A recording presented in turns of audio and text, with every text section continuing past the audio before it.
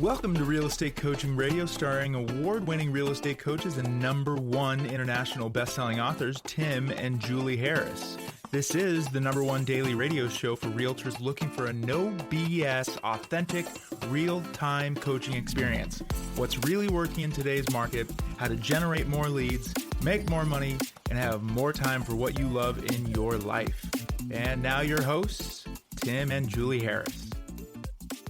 I have to say, Julie, this Metaverse conversation, not only is it making me a little, feel a little weird. Yeah, me too. But so is some of our podcast listeners, because this is seemingly, we're talking about a combination of woo-woo meets science fiction meets The Matrix meets a little bit of Star Trek. There's a lot mixed into this stuff, right? Yeah, but the thing is it's very easy just to stay closed-minded to things like this as they start to emerge, and you miss the opportunity, or you at least are having to fight against the momentum that's moving towards this advancement in technology. Yesterday's podcast, where we talked about the different phases of the internet, I do clearly remember where people were resisting the internet, where they didn't get the concept of it. Of course. You know, I think it was national news outlets and whatnot were just joking at the idea that, people would buy things online and all these questions and all this other stuff. And I remember when, even the social networks started to come online. I remember your sister actually told us about Facebook, because Facebook started out being strictly from, at universities and all the rest of it.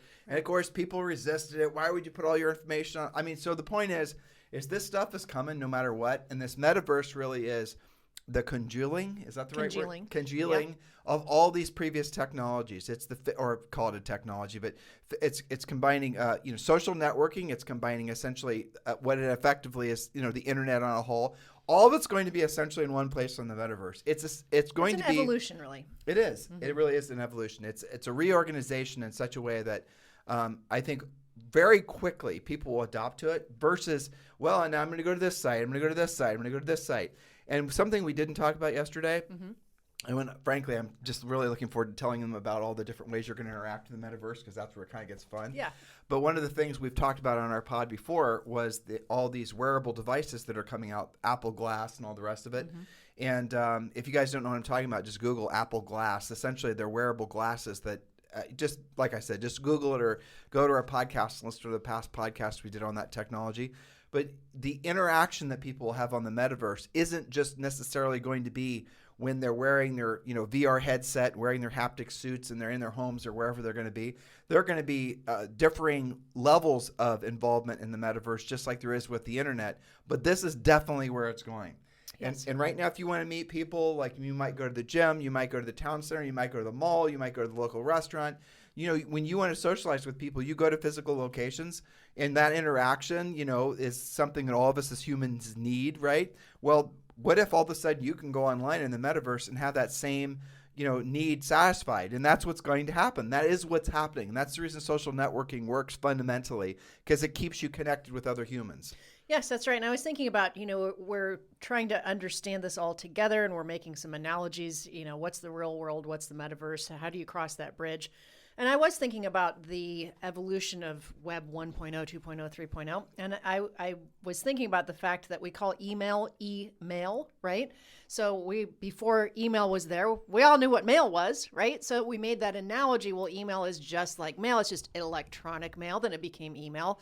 Why is this called a pod? Because the original Apple iPod started, I think, all of that ages ago. I actually don't know why they call them podcasts. I think that's why, but we have all of these things in our vocabulary, and a lot of them are bridges from what we used to know to what's happening now, and this is no different than that. So to your point, maybe what's going to happen is we're not going to refer it to the internet. Like we were pointing out, when the internet first came online, people were calling it cyberspace and all these other terms that are obsolete now.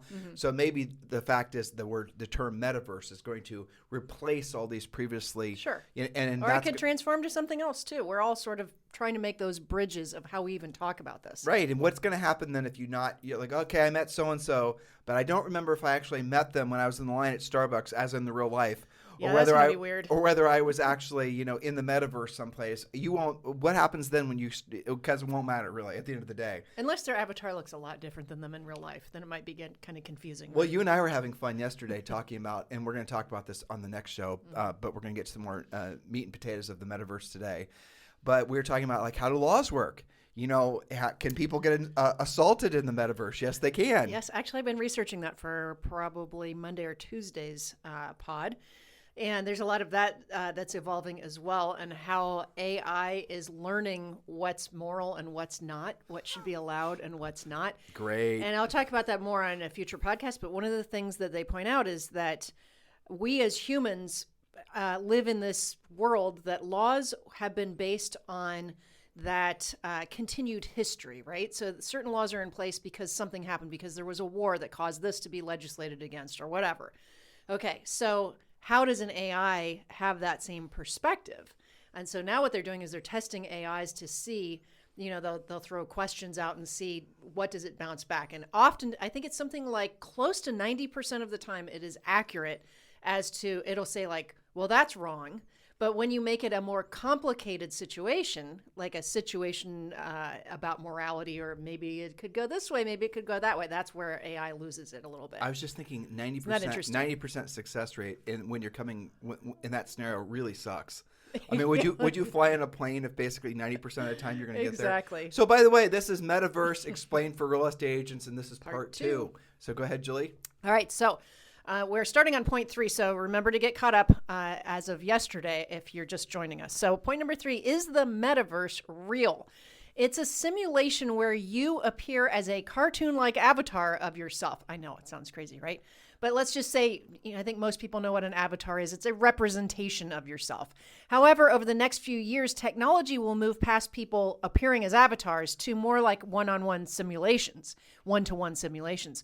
Looking at a person in the metaverse will be almost the same as they appear offline. And then when plugged into the metaverse, things will look and feel very much like real life. Very soon, it's reasonable to assume that some people will prefer to spend their lives in the metaverse versus real life. And when I was reading your notes on this, I was thinking about how like cartoons used to look, and now when you look at like a Pixar movie, and it's so vivid, it's almost, it's just so crisp, and it's so much better. And I think the metaverse and the avatar situation is going to be more like that. So that's where most people are going to get stuck. They're going to take one look at the metaverse. They're going to see these cartoon-like avatars, and they're going to say, this is a joke. Not Why for would I me. ever consider that? Right. But what's happening is, in video game, frankly, technology is leading the way. They've created new code and software and all the rest of it. And again, you can go on YouTube and you can pull up videos where you will watch a video and you will swear it's somebody videotaping, like as they walk down the street, videotaping off their iPhone, but it's all simulated. And then you'll see a simulated person walk by and you cannot tell the difference. They've gotten to the point, well, here, It's really good. let me just make this kind of summarizes it all. Most movies that you see 5 years ago, you could tell when you were watching something that was done by CGI. CGI is old technology compared to what essentially has evolved out of CGI. Now, most movies that you watch, sometimes as much as 50% or more, is a complete simulation. And you can't tell. No, you can't tell. And you know how you really notice this is for Star Wars fans looking at Star Wars now versus like even not even the original 1970s ones, but you can literally see that movie technology evolve. But you touched on something. Carrie Fisher passed away, but Carrie Fisher was in the latest Star Wars. Yes. And so what's going to happen again, this goes back to the creepy part of all this, but again, and let's get to point number 4. Sure. But actors and you and everyone else are going to have AI simulations of themselves that are going to be able to exist in the metaverse and hypothetically represent you in the metaverse. I know it's wacky, but I just gave you an example. And so other actors are now able to, when they're signing, so I have a coaching client who works with a lot of famous actors in LA, and he and I often talk about some of the things he talks about with his clients. And one of the things that I know are coming into the contracts that some of these actors are signing is, they're signing an agreement to do a series of movies or whatever, but they're also signing away their rights or in negotiating point for their rights to allow the production studio to create simulations in the forms of video games and other thing of that same actor. So if the movie's a hit, they're going to want to create a video game and they want to create other media. Well, the actor's not going to be required to go and act in those particular, spin-off productions. They have technology that's going to make it so that it looks like they're acting. It's their voice. So there's AI right now that if it listens to you talk enough, you guys know this. This is all things you shouldn't be surprised about. but it can listen to you. It'll pick up your parlance. It'll pick up your rate of speed of how you talk. Speech. It'll pick up Yeah. if you stutter here and there. Like it'll pick up when Julie says, yeah, or whatever she says sometimes. What is it you say? Okay, right? It'll pick up all those little foibles. We all have them in our voices. And it'll be indistinguishable. Now, does that mean you can have your AI get really, really kick-ass at prospecting for you? You know that was their first thought. Well, that's my first thought. know, and right? the answer is probably yes. Possibly. Yeah. So realistically, you're going to be able to have now. How is this going to? What effect will this have on society? What effect will this have? You're going to hypothetically in the metaverse be able to have AI bots that are going to allow you to truly duplicate yourself to the point where you can, who knows what you can actually do. This is all, again, this is ahead of my skis. But not so much, because if you think about it, aren't when you go to buy something online and you have a question about that store, those automatic chats that pop up, at least 50% of the answers are already preloaded. They're reading, they are backfilling that with the information. That doesn't have to be a live person anymore. More practical. We see it all the time. Well, how about this? On Google, on my Gmail, I don't know if you have this turned on, but it will do predictive things at what you're going to say based and it's on pretty the good. And it's pretty damn good. So I think it's an option on your Gmail. You can just toggle it on, and what it'll do is as you're typing, it'll actually finish the sentence based on how you'd written in the past, and it sounds exactly like you'd have written it yourself. But after you've used it for long enough, it goes from filling in simple words or 2 words. It'll go into putting in sentences. And what's that? Grammarly. Yes. Grammarly is basically AI, and it's doing the same thing. So you guys are interacting with AI. AI is learning how you write, learning how you think, basically, and it's going to simulate you. Now, that's going to carry through to the metaverse. Again, I don't want to get too far that's out okay. of our Let's screen. do point number 4. So the 5 biggest metaverses as of today. Oh, point number 4, right. So point number 4 is how many metaverses are there? It appears that there are many, but over time, it only makes sense there will be fewer as the market decides which metaverses are the winners. And in our opinion, the winners of the metaverse battle, right? Who will be create the dominant metaverses? Will be the companies that have the dominant social networking sites. And Julie and I were thinking, well, why wouldn't Facebook have the ultimate metaverse? And they probably will. Facebook and Google, we think, will have the ultimate metaverse. And Facebook obviously they're believing that that's the journey that they're on, to the point where they renamed their company Meta, and they're spending $10 billion a year on developing the metaverse. Now, here's something that's really cool for just normal people like all of us. Virbela, which is owned by EXPI, the holding company that owns eXp Realty, already has a fully functional metaverse called eXp World.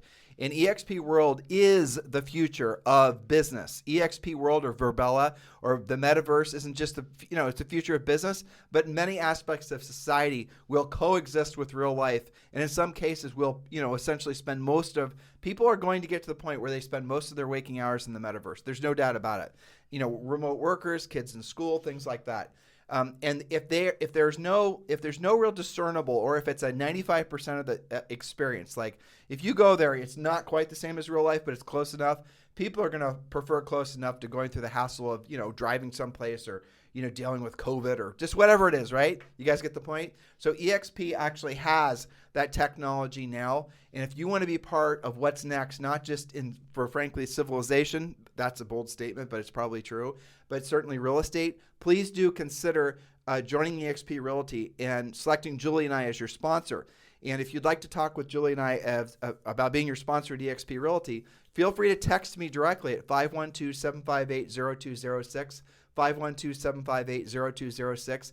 So if you're ready to join eXp and you've not yet chosen your sponsor, please do consider Julie and I, 512-758-0206. And now if you're just getting ready to get started to look into eXp, we've made it easy for you to learn more about it. Just text the letters EXP to 47372. Yes. Text EXP to 47372, and then you'll be taken to a site where you'll have all your questions answered. There's videos and all this other stuff on why so many agents, fastest growing real estate companies, certainly of our lifetimes. 73,000 agents, probably going to be more like 150,000 agents, 500,000 agents. That's what's projected within 5 years. Biggest real estate company on planet Earth will exist inside the metaverse, called Virbela. So if you're interested in learning more, just text EXP to 47372. And remember, message and data rates apply. So the top 5 metaverses as of today. And no, I've never been in any of these. Have you, Julie? I don't think so. You've never been to I've heard of Starltoken? the first 2. Okay. Yeah. Decentralized Land, Decentraland. Decentraland. Go ahead. Number 2 is Sandbox. Number 3 is Axie Infinity. That's AXIE. And then number 4 is Cryptovoxels.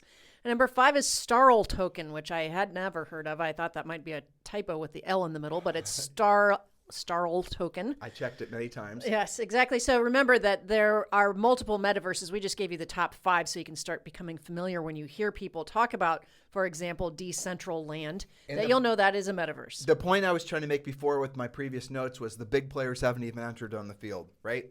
These are all because Facebook isn't on there and Google isn't on there right now. Because they're developing it. But it only makes sense. These companies with so much money are going to buy some of these other platforms and essentially evolve them.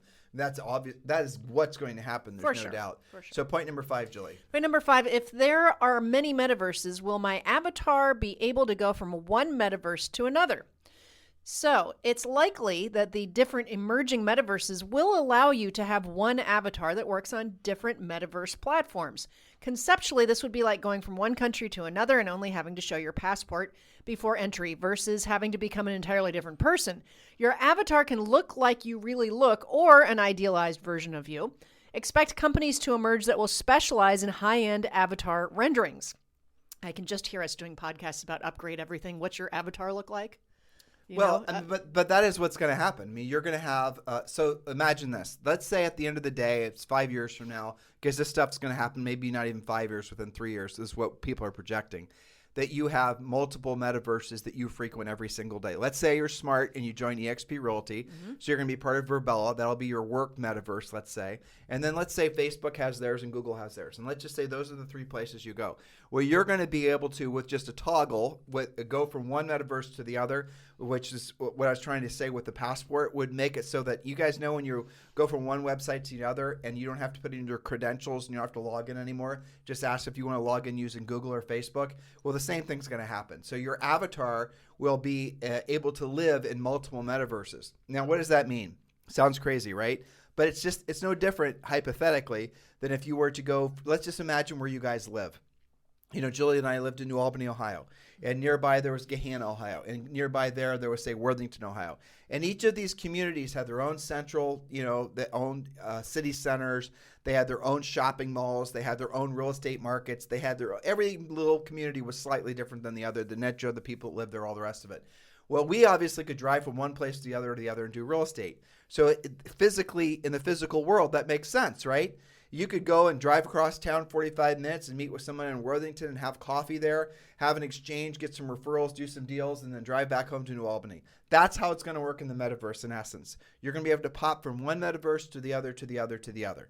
And in doing so, you're going to be able to do, and this is where it gets interesting, and this is where it's going to really boggle the brain, you're going to be able to do real estate transactions in the metaverse. You'll be able to do real real estate transactions in the metaverse using blockchain, which we're going to explain, I think. Let me look. On our next pod. Yep. Or you're going to be able to do metaverse real estate transactions. Now, this is, again, seems crazy, but let me try to break this down so it seems simple. If you are in a metaverse, if you're essentially online and you're wearing your Oculus or whatever your VR headset is, and you're wearing your, full haptic suit, and you're you're walking on a street. And remember, the technology is going to make it so that it's an indistinguishable experience. We talked about this yesterday. With your haptic suit on, you're going to be able to feel the breeze blowing. The simulation will be just freakishly amazing. And again, this technology is here now. It's just not widespread, but it's going to be. So you're going to be able to go there, and you might find that when you're in that metaverse, there's a particular street that has a lot of other popular locations, just like real life. And let's say you want to open up a storefront there for your real estate business, where you're going to sell not just metaverse-based properties in the different metaverses, as in, remember the different communities analogy I gave you guys a second ago, but also offline real estate as well. So if people are spending most of their time in the metaverse, or even 20% of their time in the metaverse, and how much time do most people spend on Facebook? I mean, it's extraordinary. It is. And we rattled off the top 10 websites that people frequent. And, Facebook was right up there. I'm using that as an example because for many of you, based on what we know, the demographics of our podcast, most of you are on Facebook, and you will understand that analogy best. So if you're spending, let's say, an hour or maybe 2 hours a day on Facebook a day, however much time you're spending on there, Well, if you're able now to go, and that's mostly for just essentially screwing around time, if we're being honest. If all of a sudden you're able to go there and do business, if all of a sudden you're able to go there and actually create business and revenue and maybe do some grocery shopping, how about this? Why don't you go to a metaverse-based grocery store, do your grocery stores, throw them in the cart and check out, and then the groceries are delivered to your real-life door. That's how it's going to work. That's right. And next to that online metaverse grocery store, maybe you have your real estate office where people can pop by and ask you questions about real estate. That's right. So that's where my mind goes with regards to making this practical and tactical for these guys. Right. And there'll all be, obviously, Julie and I are not technologists, but there'll be all kinds of different ways that you can just imagine this is going to really bounce to the next level. But this is an opportunity. This is essentially like, if humanity just discovered a new nearby planet, and now we're able to start inhabiting it, and we're essentially deciding who's going to be able to buy what and where. That is what's happening right now, and that's what's going to continue to happen. I don't think the real long-term winners have even, like I said, they're not even on the field yet. And when you see your kids that are so addicted to video games and they're so immersed in all these sort of really low res, really kind of, I would call it sketchy interfaces. The user experiences are really bad. When you see that, how many of you play games on your phones? You're right? Yeah. I mean, you're a grown-ass adult. How much time do you spend playing, what was that one, Candy Crush? I know. Yeah. I mean, I've seen people playing that that are our age and older. Hey, I'm pretty sure I went about half blind playing Words with Friends for a while. I got a little bit addicted to that. Yeah. Well, but there's that's maybe a little bit more of less of a video game and more, but still, Scrabble. it doesn't have to be that polished for you to get attached to it. Yeah. So this is where all this is going. And so how do you position yourself now? That's what we're going to talk about on our next podcast. But really what we're hoping you're going to take away from this is we don't want you to be obsolete in your outlook on life, and as technology and all these other things happen, we don't want you to essentially just be scared or intimidated. So Julie and I are giving you this as weird, bizarre information, as practical and tactical as we can. A lot of you are longtime listeners. This is easily the number one listened to daily podcast for real estate agents in at least the United States. And many of you have been listening to us we picked up a ton of listeners when COVID hit. And one of the things that Julie and I were predicting, and many of you will remember this, is a renaissance that was going to be led, which was going to happen because, frankly, historically, renaissances have, of some version or another, have always followed pandemics. And this is going back to the beginning of recorded history 3,000 years ago. There's always an explosion of creativity, in essence, an evolution, or that's not even the right word, but a progression, let's say, of civilization following a pandemic. And that's what's happening now. It's happening in every aspect of how people choose to live. And this metaverse thing is going to be something that's going to, I think, be the essentially the most significant change since really maybe even the printed word. I mean, that's crazy, right? Yeah, maybe but I even think the it is, wheel. and I think it's going to happen faster than previous ones have For too. sure. Yeah, because I think people want it to. I think there's enough people working on it. I think the brain power that has stemmed from everybody being in lockdown for a long time is contributing to this.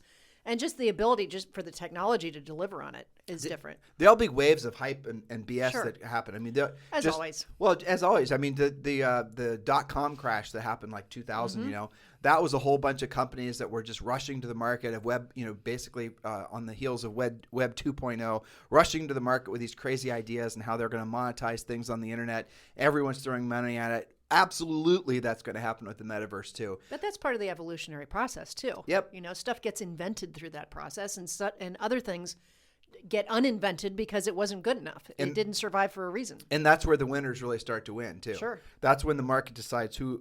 Facebook was part of a version of Web 2.0. Remember MySpace? Yeah, there's tons of them. They just became basically roadkill. Right. So all this is coming your way. Again, this series on the metaverse is supposed to mostly be something that causes you guys to maybe, if you're willing to expand your thinking, and maybe your stance on things like this before is being overly skeptical and just thinking it's just a farce and just the rest of it. And then years later, you realize you wish you would have basically not been so close-minded. So what we're trying to do is we're trying to open your mind to the possibilities so that you can be excited about it. because something magical happens when you rewire your brain to be less of a skeptic and more of an optimist, or at least more excited about the future. The actions you take today are different than the actions you otherwise would have taken. So let's say you hear this metaverse stuff and everyone's talking about it because they're going to. You just watch. And it's all over the news everywhere, and you're naturally a skeptic. That's just some fad that's going to go with the way of the, whatever. And then all of a sudden, 3 years from now, you're realizing essentially you missed the boat. You could have been, what other things other than the fact that you were slow to react? What other things did you also miss out on because you are keeping yourself small and the way that you looked at the possibilities? This is going to revolutionize healthcare. It's going to revolutionize how people are, learn things, how they travel. Everything. Everything. Entertainment, education, how real estate is sold, how people find you, how you interact with people. I mean, it's pretty amazing. I was thinking in my mind an example of like just EXP's metaverse, EXP world, and how much more efficient it is. I had 2 reasons to be there last week. One was a referral to Mexico. Mm-hmm. Okay, so good luck. How long would that normally take you to find somebody competent in Mexico? Took about 5 minutes because EXP is in tons of countries. And then the other one was I had a question about commercial E&O insurance, which also would have previously taken me 16 phone calls, emails, waiting for people to call me back. You just go to the metaverse, you walk into that office, and you get your answer. Well, here, think about it's more this. efficient is my point. So you're a classically trained musician, right? Mm-hmm. And there's not a lot of calls for classically trained musicians anymore.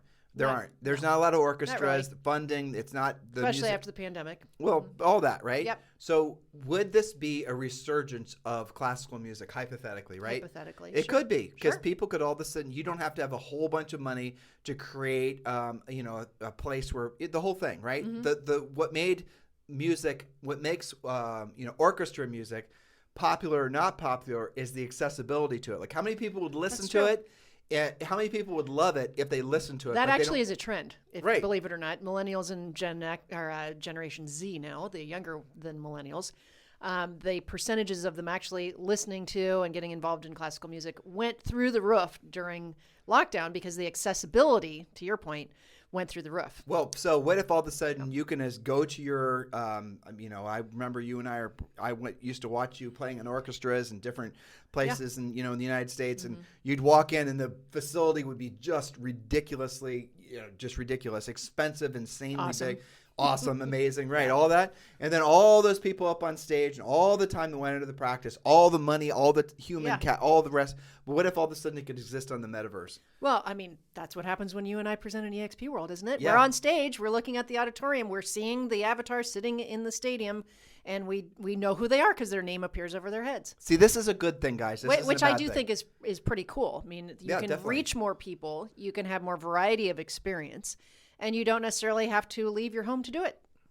Exactly. So and, all good. What if introverts unite? But if you and I can vamp on this forever because we love shit like this. But imagine, for example, there's always been a direct correlation between your environment and essentially the experience you have on planet Earth as a human, right? Yes. So your environment isn't just where you live, but that's a hell of a lot of it. It's also the people you're exposed to. Mm-hmm. So it's also everything. So your environment is where you physically are on the planet. And if you happen to have been born in a really unfortunate area, chances are you're never going to have any exposure to anything that's going to do anything but reinforce your belief that that's what reality is. Your reality will always be basically in the planet, in the environment in which you were born. Yep. What if you could pop into the metaverse of being the poorest soul on planet Earth, and you are born in the worst place you could possibly have chosen? There's no probability. The chances of you actually transcending out of that environment is about zero. But all of a sudden, because of the metaverse, this is essentially the dream of the internet, basically. That plus things like Starlink making it able for you to actually find the metaverse. Right. Yes, absolutely. And this makes it so that somebody who has the desire, it can then plug into the metaverse. Now, where are they going to get the equipment? Where are they going to get all the rest of it? I don't have answers for that. Under development, I'm sure. Under development. But this is what happens. And remember, again, all this stuff, all the wearables, when they come out, are going to be extremely expensive. But the prices were dropped. I remember when, a 42-inch plasma screen TV, they were $10,000. I know, they were so expensive. And now you can get one from Costco, like they give it to you when you're checking out. Like, right. Congratulations, you spent $100 on whatever. We're going to give you a flat screen TV. Well, the same thing's going to happen with this stuff even faster, sure. Especially because this is going to be like, you think governments are pressing electric cars on people, right? they're changing laws, changing tax incentives to Yep. get people to buy electric cars. You just wait. And when people start to realize the potential of what we're describing, you're going to see governments, you're going to see everything is going to get literally rewired and rewired figuratively. School systems, just medical care, just everything. We keep on talking about the same things, but these are the things that are the most important for people, the quality of somebody's life, ultimately. I agree with that. And, I often have thought, well, are people going to become more isolated because you can do all this stuff from home? And one thing I learned with the kids being online for a lot of last year was that they actually ended up knowing each other better and having closer friendships because they saw each other online all the time. Like, I see Zoe's out with her friends. They know, like, their pets, and they had a discussion about this, how they liked virtual school better because they had bring your pet to school day. Yeah. Online, which you'd never do in real school. You're not going to bring your dog with you when you're in first grade, right? So they have like this different type of relationship that they were able to foster because they saw each other online from their home. So I think how people interact will change too. So I know this is a step outside of our normal, conversation topic about real estate trading and coaching, but we're trying to expand your thinking, trying to make you excited and trying to make you optimistic. So then you will start taking different actions. Because the fact is if you're excited about your future, you're going to take different actions than if you are not excited about your future. And maybe this is a little spark in some of you that will cause you to go down the rabbit hole as we did and learn more about this. All right, we have 2 more shows on this topic, and we'll talk with you guys on the next show. Thank you, as always, for continuing to make this the #1 listened to podcast for real estate professionals in at least the United States. Have a fantastic day. This podcast is a part of the C-Suite Radio Network. For more top business podcasts, visit c-suiteradio.com.